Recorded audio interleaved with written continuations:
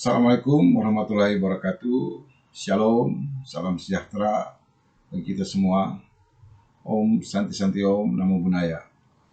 Apa kabar Bapak Ibu? Luar biasa. Bapak Ibu yang luar biasa, saya hari ini akan menjadi fasilitator bagi Bapak Ibu dalam pelatihan teknis siaga bencana non alam. Bagaimana siaga bencana non alam? Dan kita akan belajar hari ini tentang pencegahan dan pengendalian COVID-19. Bapak Ibu, sebelum kita mulai dalam pembelajaran ini, saya akan memperkenalkan diri. Nama saya Sony Liston Kaviar. Pangkat saya Pembina tingkat 1 4B. Jabatan saya adalah Widya Suara Ahli Madya. Instansi di BPSDM Provinsi Papua. Saya lahir di Biak 12 Maret 1972. Alamat rumah saya di Jalan Nabire, nomor 22, Kompleks Pertamina 27. Ya, NIP saya 1972 03 12 1992 03 1009. HP saya 0812 480 6285. Email kaviarsony@yahoo.co.id. Saya pikir itu perkenalan yang Bapak Ibu. Dan pengalaman saya bekerja mulai dari eselon 5 sebagai staf, kemudian jadi kepala urusan KAUR pemerintahan eselon 5 pada waktu itu 94 di kecamatan, kemudian jadi kepala urusan pemerintahan, kepala seksi atau kepala urusan, kemudian jadi sekretaris camat, sekretaris wilayah kecamatan, kemudian jadi camat atau sekarang dibilang kepala distrik, kemudian jadi seorang kepala sub bidang di Bapeda, kemudian jadi kepala bidang, dan kemudian masuk ke provinsi sebagai kepala sub bidang, kemudian jadi kepala bidang pada Badan Pengelola Sumber Daya Manusia Papua, kemudian pindah lagi kepala bidang pada Badan Pengelola Perbatasan dan Kerjasama Luar Negeri Provinsi Papua. Kemudian setelah itu saya kembali ke BPSDM sebagai Widya Suara. Itu perkenalan saya tentang pengalaman kerja. Pendidikan saya mulai dari D3, Diploma 3 di APDN atau STPDN, sekarang IPDN. Kemudian saya lanjut S1 di Institut Ilmu Pemerintahan Jakarta. Kemudian menyelesaikan S2 di Magister Ilmu Ekonomi Uncen.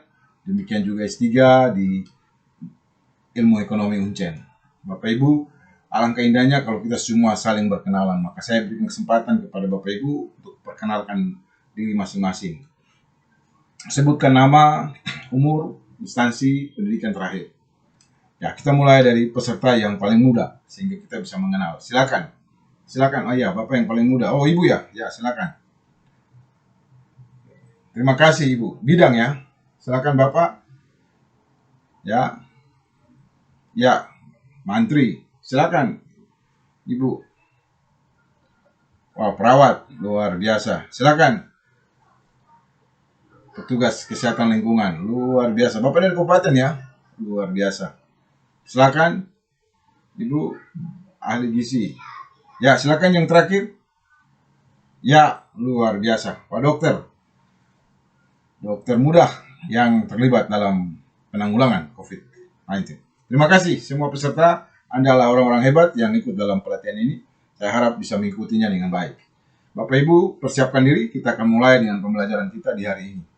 Pembelajaran kita hari ini tentang bagaimana COVID-19, gambaran umum yang ada di dunia, global, Indonesia, maupun juga pencegahan dan pengendalian COVID-19 serta kebijakan imunisasi atau vaksinasi yang terjadi di Indonesia. Bapak Ibu, hasil belajar diharapkan Bapak Ibu bisa menjelaskan, mampu menjelaskan. Ya, saya ulangi, hasil belajar para peserta mampu menjelaskan situasi global dan Indonesia tentang COVID-19. Kemudian gambaran umum yang terjadi di Indonesia. Kemudian pencegahan dan pengendalian COVID-19 yang ada di Indonesia. Kemudian kebijakan vaksinasi kepada semua masyarakat dan yang dengan lapisan pengetahuan yang beragam. Kemudian Bapak Ibu dapat bekerja sebagai tenaga volunteer, sebagai vaksinator di fasilitas kesehatan, dan juga dapat berperan dalam proses pencegahan, ya, dalam pencegahan COVID-19 di lingkungan kerja, masyarakat, dan tempat tinggal.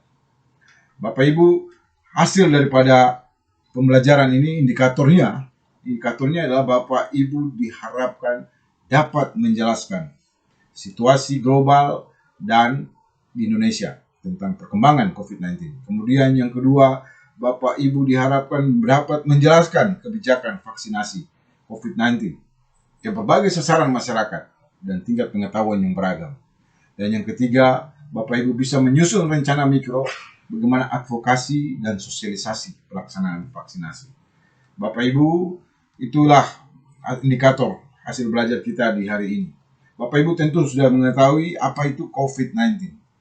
Ya, saya akan masuk pada pembelajaran kita. Silakan Bapak Ibu memberikan pandangan, pendapatnya tentang apa itu COVID-19. Bagaimana cara menyebarnya? Kemudian sasarannya pada siapa? Kemudian bagaimana pencegahannya? Kemudian bagaimana cara penanggulangannya? Silakan, saya berikan kesempatan 2 menit bagi setiap peserta. Ya, luar biasa. Bapak ini punya pengalaman, datang sini sudah kosong. Silakan Pak, sana lagi. Silakan, luar biasa Pak Dokter. Silakan Ibu Bidang. Ya, luar biasa. Masih ada lagi? Silakan Ibu. Luar biasa. Hebat.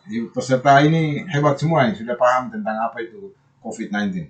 Baik Bapak Ibu, kita sebagai petugas, kita harus mengetahui coronavirus itu datangnya dari mana, ya? COVID-19 itu datangnya dari mana? Ada yang tahu? Silakan. Ya, benar. Wuhan, Tiongkok. Gejalanya pada paru-paru, sehingga banyak menimbulkan korban. Pertama kali dilaporkan di Wuhan pada tanggal 31 Desember 2019. Kemudian negara-negara yang menyusul melaporkan kejadian serupa: Singapura, Thailand, Vietnam, Korea Selatan, Jepang, Taiwan, Australia, Amerika, dan Indonesia, dan masih banyak negara lagi. Ada 280 sekian negara yang terinfeksi atau terpandemi COVID-19. Gejala-gejalanya pasti Bapak Ibu sudah tadi menjelaskan dengan jelas: lemas, demam, batuk kering, sesak nafas atau kesulitan bernafas. Nah Bapak Ibu, kita sebagai petugas kita harus mampu menjelaskan ini kepada masyarakat. Jangan kita diam. Kita harus memberikan edukasi, memberikan sosialisasi yang baik kepada masyarakat. Yang pertama, jangan panik. Yang kedua, waspada, jaga diri supaya tidak terinfeksi virus ini. Yang ketiga, yang pertama jangan panik, kedua waspada, yang ketiga harus hidup bersih dan sehat. Pakai masker, cuci tangan, jaga jarak, ya, hindari kerumunan atau keramaian yang dapat menularkan virus itu pada kita. Kemudian hindari berpergian ke tempat-tempat yang sudah terjangkit. Kalau sudah diberitahu bahwa ada tempat ini telah ditemukan pasien dengan data sekian, maka kita harus jaga diri ke tempat itu. Jangan sampai kita menjadi transmisi atau orang yang menularkan kepada orang lain. Sebagai petugas kita harus jaga ini, menjelaskan kepada keluarga dan sesi rumah kita. Bapak Ibu, COVID-19 ini ketika menyebar di Wuhan tadi, kemudian pada Maret 2020 tanggal 11 WHO menyatakan itu sebagai pandemi. Setelah itu 3 hari kemudian tanggal 14 Maret 2020 pemerintah Indonesia menyatakan itu sebagai bencana nasional non alam. Kenapa dikatakan bencana nasional non alam? Karena peningkatan kasus dan tidak terhindarkan seluruh lapisan masyarakat terpapar COVID-19. Nah, apa yang harus kita lakukan sebagai aparat? Wajib, ya, adalah penanggulangan sehingga tidak terjadi peningkatan kasus. Penanggulangan COVID-19 diperlukan peran besar semua petugas kesehatan di fasilitas kesehatan di tingkat bawah hingga tingkat yang paling tinggi, dari puskesmas hingga pada rumah sakit, dengan memperhatikan protokoler, tata laksana, dan pencegahan COVID-19. Bapak Ibu, situasi COVID di Indonesia cukup memprihatinkan, cukup tinggi. Ada 1.288 orang yang terpapar. Tapi juga ada 1.096 orang yang sembuh. Tapi juga tidak sedikit yang meninggal. 34.000 orang yang meninggal. Itulah data dari Satuan COVID Indonesia, dari Satgas COVID Indonesia. Silakan Bapak Ibu, ada yang mau menyampaikan pendapat, pandangannya tentang materi saya? Oh, luar biasa. Silakan Pak. Ya, benar sekali. Bapak Ibu, memang jika kita merasa tidak sehat, kita harus istirahat, makan yang baik, ya. Tadi demam di atas 38 derajat, kemudian batuk pilek, sakit tenggorokan, gangguan pernapasan, itu gejala-gejala. Jadi kita harus jaga, ya. Kemudian kita juga harus melakukan kontrol diri, makan, tidur secara teratur. Kemudian pakai masker ketika berada di luar rumah, tapi juga menjaga etika batuk dan bersih. Menggunakan siku atau ditutup dengan dua jari, dua tangan, ya, dua telapak tangan. Bapak Ibu, itu yang penting harus kita jelaskan kepada masyarakat. Sampai di sini masih ada yang mau menyampaikan? Ya, silakan. Benar. Setuju. Jadi tenaga kesehatan di fasilitas kesehatan harus screening pasien dengan baik. Sehingga pasien itu ada dalam pengawasan. Jangan sampai dia reaktif lalu dia pergi menularkan kepada orang lain. Harus cepat dicegah sehingga tidak menular kepada orang lain. Ya, pasien yang reaktif harus dicek baik apakah itu ada sakit-sakit bawaan. Setelah diperiksa, kalau memang itu tidak ada pengaruh karena bukan COVID, berarti dia dirawat sesuai dengan dokter yang tangani. Bisa rawat jalan atau rawat inap. Tetapi kalau dia positif, reaktif, dia harus dirujuk ke rumah sakit rujukan dan didampingi oleh petugas kesehatan. Masih ada yang mau bertanya? Silakan. Ya, luar biasa. Benar sekali. Jika dia negatif, dia harus dirawat. Jika dia negatif, dia dirawat sesuai dengan penyebab penyakitnya. Jika dia positif, dia akan dikarantina atau disosialisasi, diisolasi. Kemudian sampelnya dibawa selama 2 hari berturut-turut. Setiap hari, jika pemeriksaan 2 kali berturut-turut hasilnya negatif, maka dia akan dikeluarkan dari ruangan isolasi. Masih ada lagi yang mau bertanya, menyampaikan pendapat tentang pemaparan atau pembelajaran ini? Silakan. Ya, benar. Benar sekali. Ya, itu yang harus dilakukan. Tidak hanya di tempat kerja, di rumah juga. Harus selalu gunakan masker. Ganti masker kalau sudah selesai dipakai, buang di tempat sampah yang tertutup.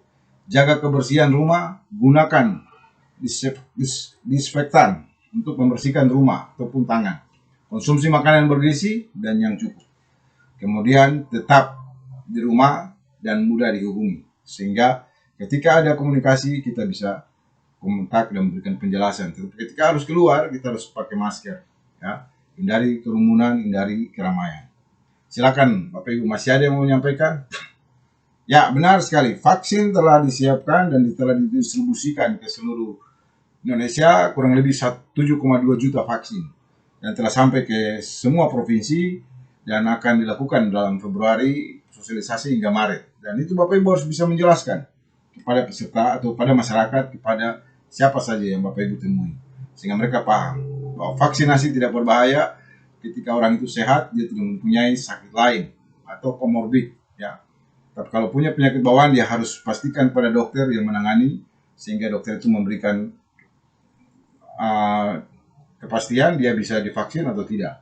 Jadi setelah ada keterangan dokter, baru dia divaksin. Kalau tidak, ya tidak bisa. Itulah yang harus Bapak Ibu lakukan dalam tugas dan tanggung jawab. Ya, saya percaya Bapak Ibu adalah orang-orang yang terpilih yang datang di tempat ini, mampu melakukan tugas dan tanggung jawabnya setelah menerima pembelajaran ini.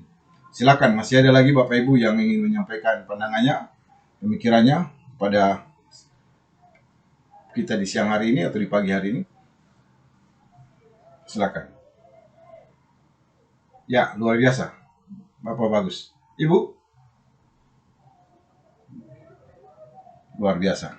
Baik, Bapak Ibu, kita telah mendengar banyak tentang apa itu COVID-19, bagaimana penularan dan bagaimana kita menanggulanginya. Bapak Ibu, saya percaya kita semua yang ada di sini mempunyai tujuan dan niat yang baik. Apa yang sudah Bapak Ibu terima, ingat dan praktekkan itu dalam kehidupan kerja, kehidupan nyata, dan juga di dalam kehidupan pribadi, tapi juga dalam kehidupan pribadi.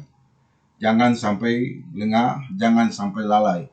Bapak Ibu, secapek apapun, sesibuk apapun, ingat kita dalam situasi pandemi COVID-19. Jaga diri dan rawat diri, keluarga Anda, sayangi istri, keluarga, suami dan anak-anak, dan keluarga besar Anda, orang tua Anda, supaya kita menjadi bangsa yang hebat, bangsa yang kuat, dan bangsa yang sehat. Terima kasih, mohon maaf jika ada kata-kata saya yang kurang berkenan. Wabillahi taufiq wal hidayah. Wassalamualaikum warahmatullahi wabarakatuh. Tuhan berkati kita semua. Shalom, selamat siang. Demikian presentasi saya.